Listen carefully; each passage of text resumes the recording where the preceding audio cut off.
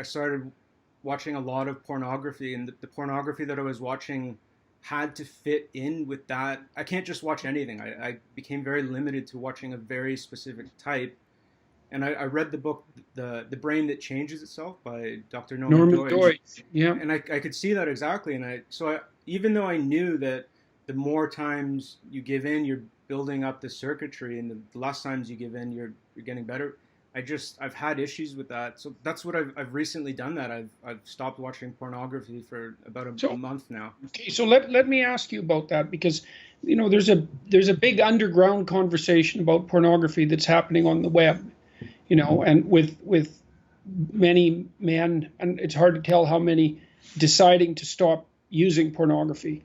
And I've made some comments publicly about pornography use being, let's call it suboptimal, because I think that it isn't good for the women who are involved in it, and it's not good for young men, because it gives you access to something. It gives you access to part of something, but denies you access to all of it. And I think it's dangerous because of that, because it offers immediate gratification, but that's it. It offers immediate gratification, but no medium to long-term development of character or life. I guess that's it. And that seems to be a dangerous kind of trap. And the other thing is that it's also, and Norman has talked about this, Dr. Doidge, we don't know what that kind of massive exposure to multiple virtual sex partners and does to the development of the sexual behavior and sexual gratification and sexual impulse and relationship in young men at all. So it's a technological marvel that's very dangerous, I would say, or at least it has the potential to be. So what do you think the pornography use did to you, and what utility, if any, has there been in stopping?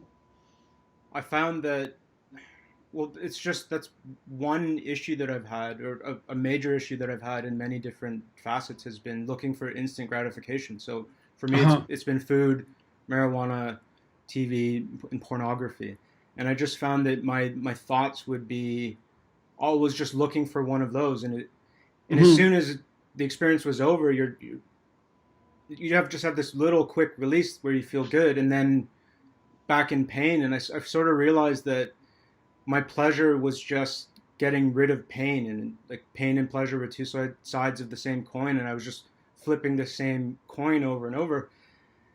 And how I felt now without doing it, when I first decided to stop, I thought I'd try writing down every time a thought came to watch pornography, and I couldn't believe it the first day. Like, it seemed like almost like once a minute, like I just have a thought saying, watch it, and my thoughts would try to trick me and say, but just by observing. And I don't know what you think about this, but what I would do is when I'd get the thought to do it, I'd bite down on my thumb in one particular spot. And then I found that the next few days, the thoughts were just coming less and less. And now that it's been a month, I rarely have the thought. And the benefits I find is that I just feel so much more aware, and I'm not seeking pleasure as much. I'm just enjoying going for walks and being in nature. Like, Well, it's your report is really quite reminiscent of an addiction, actually, because, and you mentioned this, and you did a good job of explaining it. If you engage in a behavior and then it's followed by a burst of pleasure, like an orgasmic release, then that behavior is going to be powerfully reinforced, and the circuitry that drives you to that behavior is going to become dominant, because behavior that culminates in a reward tends to become stronger. And that includes attitudes and ideas and thoughts and impulses and rationalizations, of exactly the sort that you were describing. Then you said that it really plagued you badly for the first day or two, and then started to decrease quite precipitously after that. And that's a good example of how behavior extinguishes if you cease rewarding it. And what has that freed you up to do? And what do you think that's going to do in terms of your willingness or ability to pursue a long-term relationship? Well, for free time, I made a schedule after watching your personality lectures, and Yeah. I have obviously have a lot more time on my hands to do those things. And in terms of finding a partner, since I've been back in Canada, I haven't even, for a lot of times, I haven't approached women because I just feel that no matter what it leads to, I just have difficulties. Like on one occasion, there was a girl who was hitting on me, and we went on a couple dates, and it went great. She was attracted to me, I was attracted to her. We had a great time.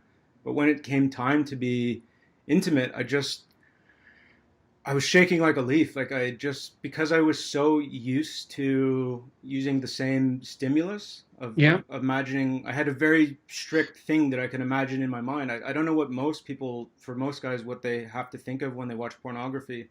I had to imagine an entire backstory because I had this issue with trust because of what happened. I think, okay, where are we? Why did we meet? What's going to happen after? So because of all that, I've just sort of been avoiding it. Well, so let me ask you a question. Like I've been trying to figure out what reasonable guidelines might be with regards to initiating sexual activity with a new partner. And it seems to me that you probably shouldn't initiate anything that you wouldn't talk to the person about. Because what that might mean is that you don't know them well enough to go that far with them physically. And there's dangers in that. You outlined some of them, I mean, sex is powerful, and it can, especially when you're inexperienced, it can hurt you. And the hurt can be, long-term or permanent. And that's kind of what you're relating. And so one of the things that I might suggest is that when you initiate the next relationship that I'm not saying that this is an easy thing to do because it's not, but there's nothing wrong with not moving forward sexually until you've been able to discuss what you're like personally in relationship to sexual behavior, like, because you might say, well, maybe you shouldn't be engaging in intimate behavior with a person before you can tell them the story about what happened to you in the South Pacific and lay out your personal history and be comfortable with that.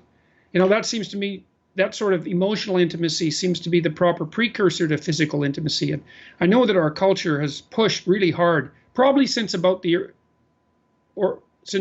emergence of the birth control pill. It's pushed really hard on this idea that casual sex is, first of all, possible, that it can be casual and also desirable. But I think that that's a big mistake. I don't believe either of those. I don't think that there is such a thing as casual sex, and I don't think that it's desirable. I think it causes people a lot more trouble than they realize.